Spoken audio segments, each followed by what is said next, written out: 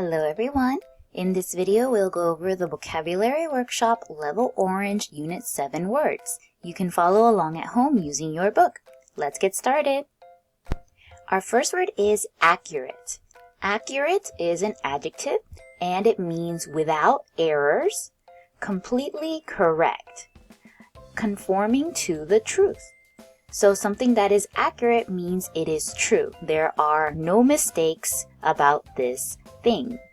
The example says, it is important to take accurate notes in class. So when you're in your class and you're writing down some notes or information, the information should be accurate. It should be correct. Because if you write something down that is incorrect, then later when you take a test, you might get a question wrong if your information is not accurate. Another time we have to be accurate is when we are baking something. We need to measure the ingredients correctly or accurately. That way our cake or whatever we're making comes out correct. And of course, we need an accurate thermometer when we are sick so that we can check our temperature correctly. Some synonyms of accurate are exact, precise, and true. Antonyms are wrong, questionable, and misleading. Can you think of any other times when it's important to be accurate? Our next word is alert. Alert can be an adjective or a noun, and it can also be used as a verb. So for the adjective, it means watchful and ready to act, quick to understand and act. And as a noun, it is readiness, an alarm, or a time when an alarm is in effect. Let's look at the adjective example first. A good watchdog is alert and protective. So we are using alert as an adjective to describe our watchdog. The watchdog who is alert means that that dog is watching carefully everything that's going on around. It's looking for anything that might be dangerous. So it is being alert. I could also use this word to describe the police officers. The police officers, when they are working, they have to be alert. They have to always be looking around for things that might be dangerous or people that need help. Because they are being alert, it means that they are being quick to understand something and quick to act or to do something when there is anything dangerous that happens. Let's look at the noun example. It says, police and firefighters are always on alert. When we use alert as a noun, it's often together with on. Someone is on alert. So it means it is a time when they are being ready. For example, I could say, you have to be on alert when crossing the street. It means you have to be ready, you have to be looking both ways. Or I could say, you must stay alert while crossing the street. And another example would be an alarm. So like this one that some people get on their phone when there is a very dangerous weather. I can say there was a weather alert for strong winds and thunderstorms on my phone. Some synonyms for alert are attentive, vigilant, and a signal. Antonyms are inattentive, unobservant, and unaware. We can also use alert as a verb, and it means to warn or make aware of. So when you alert someone, it means you are telling them or you are warning them that something important is happening. The example says, signs on a highway alert drivers of hazards. So sometimes there are signs like these on the side of a road or on a highway, and these signs are alerting or they are warning the people who are driving that they need to be careful. Hazards are dangerous things that might be on the road or just dangerous parts of a road. For example, this road is turning this way suddenly, so that might be dangerous because some cars might go straight instead. So the signs are here to alert the drivers that they need to slow down and turn carefully. Another example would be, the girl alerted the teacher about the broken chair. This chair here is broken, so the girl alerted, or she made the teacher aware. She told the teacher about a problem that was in the classroom. So instead of just saying tell or told, we can use this word alert, especially when there's something dangerous that happens and that we need to tell someone about. I could also say, the siren alerted everyone to leave the building. When there's a fire, there's a loud sound that comes from the siren. So that would alert everyone, that would tell everyone, or that would warn everyone that they need to leave the building. Some synonyms for alert are to notify and inform, and there are no antonyms for alert as a verb. Our next word is ancestor. Ancestor is a noun, and an ancestor is a family member who lived at an earlier time. So it's usually someone who lived a long time ago from your family. The example says, you may want to study the lives of your ancestors.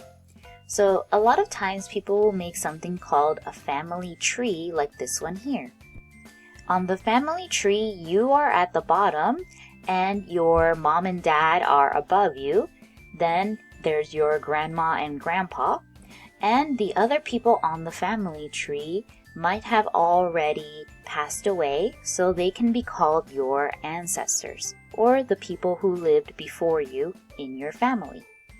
I could also say that our ancestors passed down traditions that we still follow today, such as Chuseok and all of the activities that we do. They are traditions that were passed down by our ancestors or by the people who lived before us.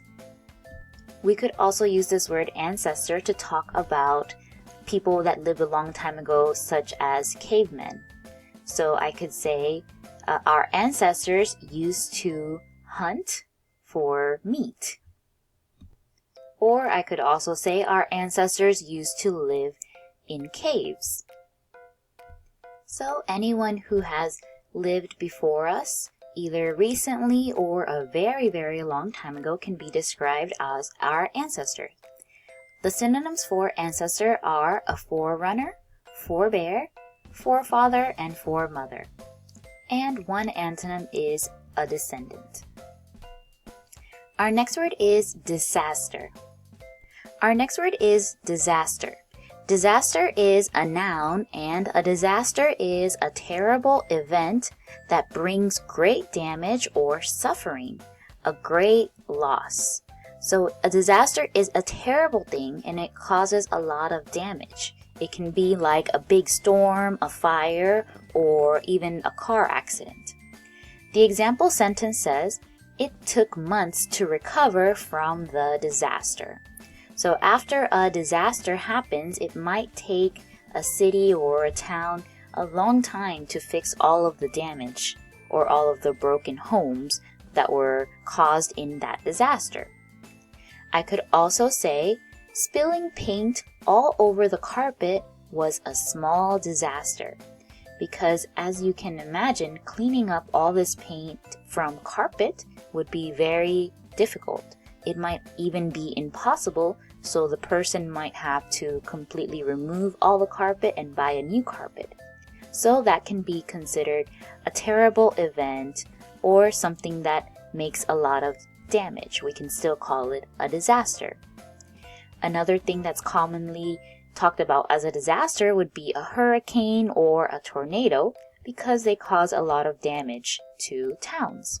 And of course, fire is a disaster. I could say the fire caused a disaster in the forest because many animals lost their homes. Some synonyms are a tragedy, catastrophe, calamity, misfortune, and trouble. Antonyms are a success and triumph. Our next word is elementary.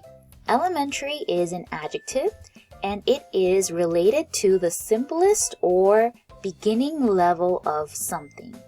So something elementary is very basic, very easy to understand. It's like the beginning level. Just like elementary school. When you go to elementary school, you go there to learn all of the easy and all of the basic things. The example says, beginning piano students start with elementary pieces. In this sentence, pieces is talking about the music that the students play. When they are just beginning to learn the piano, they can't do very difficult songs yet. So they start with elementary music or elementary pieces, the very easy things. They might even have some numbers like this on the piano to help them play the music correctly. So we would call this elementary music or elementary pieces. I could also say, she is learning elementary math like adding and subtracting. Because adding numbers and subtracting numbers is very easy, then we can refer to it as elementary. Another example would be, this book explains science in elementary steps. This book is a very easy book for kids, so we can describe it with the adjective elementary.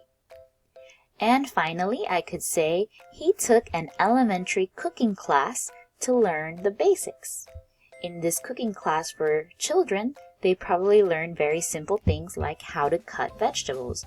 So we could describe it as an elementary class. Some synonyms are basic and fundamental, and antonyms are difficult and advanced. Our next word is envy. Envy can be used as a noun and as a verb. Let's look at the noun first. Envy is resentment for what someone has, a person or object that is envied. Let's look at the example. It says, our team's winning season was the envy of the league. So in this sentence, there is a team that has been winning the entire season. So all of the games that they played, they have been winning. So that means that other teams might be feeling a little bit jealous because they wanted to win too. So when other people feel jealous about something, we can describe it as envy. That's why the teams was the envy of the league. So this is a phrase that people often say to describe this feeling of jealousy. Something is the envy of something. So here is another example using that phrase. This is a very beautiful treehouse. Maybe all of the children love this treehouse and they wish that it could be in their home, but it's not in everyone's home. It's just in one family's home. So I could say that treehouse was the envy of the whole neighborhood. The whole neighborhood wished that they could come to this treehouse and play here, but maybe it just belonged to one family, so they couldn't do that. They were jealous. They wanted to have that treehouse for their home too. So whenever you have that feeling, it's described as envy. And envy is also used as a verb to mean to resent and want what someone else has. For example, sometimes I envy another person's good luck in life. Have you ever met someone that always has good luck or good things always happen to them? Doesn't it make you also want that good things happen to you all the time as well? That feeling of wanting what someone has is envy. So here in this picture, you can see this girl is feeling envy because of this girl's phone, maybe. So she's envious of her phone. Or I could say this older brother envies all of the presents that his little brother got for his birthday. Have you ever felt envious like this older brother here of a younger sibling? Some synonyms for envy are jealousy and desire, to covet and begrudge. And one antonym is satisfaction. Our next word is epidemic. Epidemic can be used as an adjective or as a noun, and it means spreading to a very large group at the same time, or contagious. The example says, polio was once epidemic in the United States. And as a noun, it is a rapid, widespread outbreak of a disease. And the example says, an epidemic of Dutch elm disease destroyed hundreds of trees in our town park. So an epidemic can be when a lot of people or a lot of living things like trees or animals all get sick with the same illness very quickly. So in this sentence, there was an illness called polio, and this illness was once, so one time, a long time ago, it was epidemic in the United States, meaning that a lot of people got this illness called polio, and so many people had it in the United States that it became epidemic. And in this second sentence, there was another disease called Dutch elm disease, and this disease hurt trees in the park. So many trees had this disease that it became called an epidemic. So anytime a large group of something has a disease, we can call it this word. And there's another similar word called a pandemic. Pandemic is when that disease or that illness goes all over the world. So many countries all over the world get sick with the same thing, just like when we had COVID-19 a few years ago and many people all over the world became sick. But if only people in one area or one country are getting sick, then we would call it an epidemic instead. Of course, when there are epidemics, doctors work hard to stop epidemics from getting worse, and washing our hands helps prevent an epidemic. Some synonyms for epidemic are catching, infectious, rife, an infection, and plague. Antonyms are isolated, contained, and limited. Our next word is feeble. Feeble is an adjective, and feeble means having little strength or force, without energy or authority. So someone who is feeble is very weak. They are not strong. The example says, the exhausted runner managed to give us a feeble smile after the long race. So in this sentence, there is a runner that ran a very long race, and after that race, they were probably feeling exhausted or very, very tired. So because they are feeling tired, they couldn't smile in a very large or happy-looking way. Instead, they might give us a small or weak smile, just like this man here in the picture. So we can describe his smile with the adjective feeble, because it looks weak and not strong, so it is feeble. Another example would be, the feeble old man needed help crossing the street. So this old man was very weak and not strong, and he had a difficult time crossing the street, so the police officer came to help him. So we could describe this old man as being feeble. You might also feel feeble when you are sick. It makes your body feel weak and not strong, so you might be feeling feeble. Here in this picture, I can say his arms were too feeble to lift up the weights. Is there a time in your life when you felt feeble? Some synonyms are weak and frail. Antonyms are able, strong, and energetic. Our next word is penetrate. Penetrate is a verb, and it means to enter or force a way through or into, or to see into. For example, cars are equipped with special lights that can penetrate fog. So in this sentence, equipped means that they have. So cars have some special lights that can penetrate fog, or they can see into the fog. So when there is a very foggy day like this one here, usually it's difficult to see what's in front of you because the fog is too thick. So some cars have some special lights that make it easier to see the road, just like here in this picture. When you turn those lights on, you can see more than when you have them off. So we can say that the lights penetrate the fog. They help us see into the fog.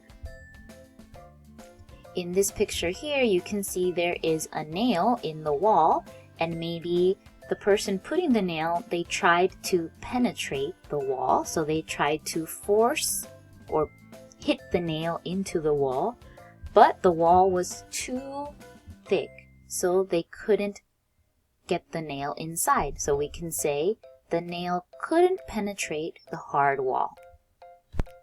In this picture here, there are many dark clouds, but the sun is still shining through the clouds. So I could say sunlight penetrated through the dark clouds.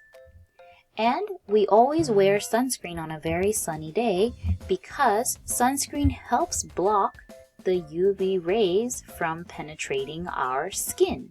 If we don't wear sunscreen, then these rays can penetrate our skin and they might give us a sunburn. Some synonyms for penetrate are to pierce, puncture, to grasp, and to realize. Antonyms are to withdraw. Our next word is romp.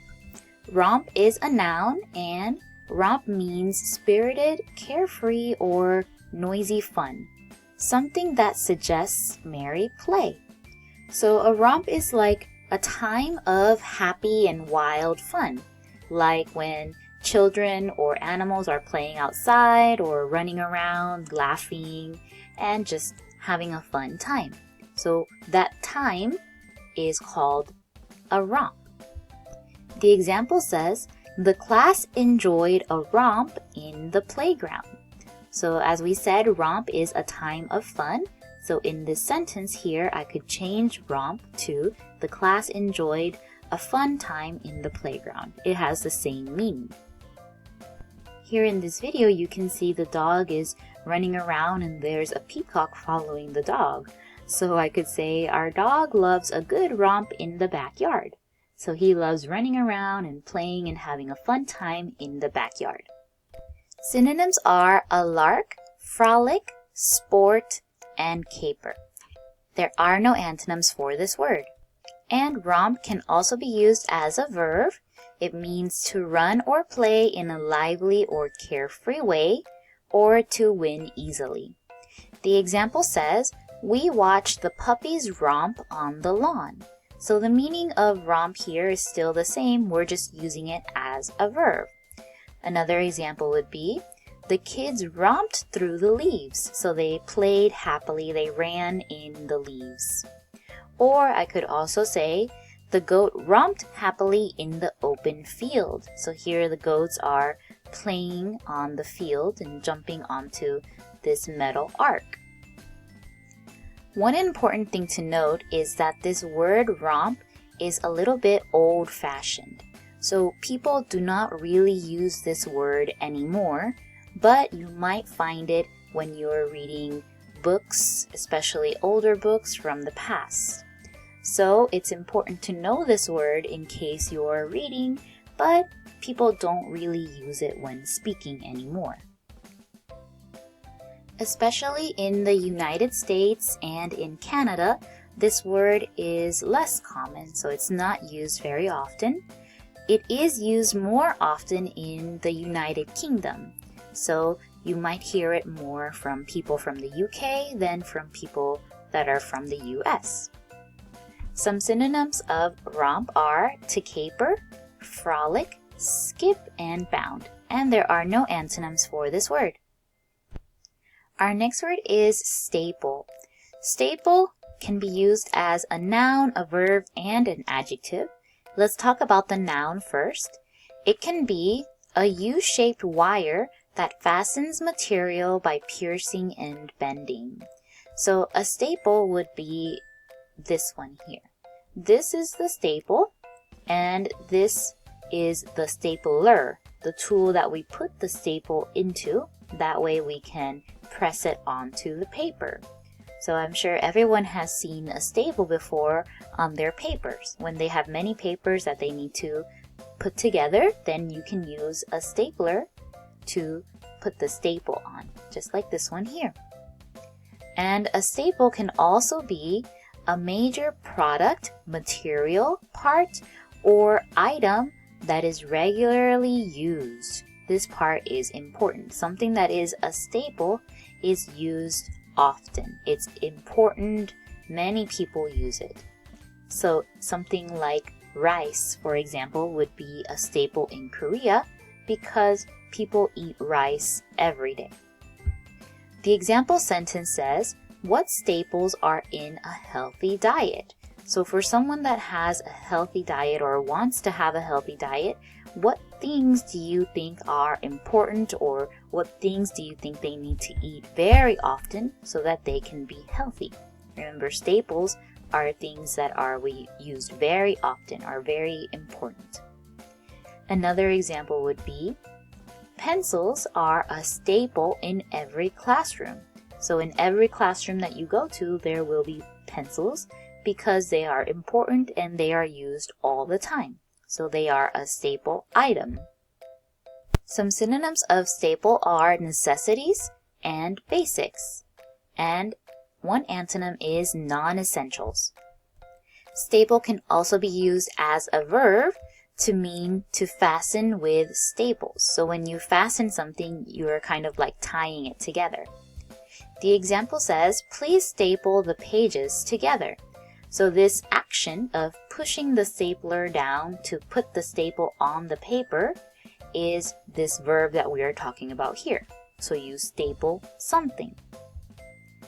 And of course, we can also use staple as an adjective, and it means chief, principal, needed, or used regularly. So a staple item is something important and used all the time. Just like how we talked about it here in the noun usage, it's the same thing, but this time we're using it as an adjective to describe an item. For example, rice is a staple crop in Vietnam. So we're describing the rice as staple, something that is used regularly or very important. Another example would be, apples are a staple snack at our house. So apples are a snack that we have often or always in our house. Or I could say, staple foods like bread and milk are sold everywhere. These are very common foods that you can find in almost every store that you go to, so they can be described as staple.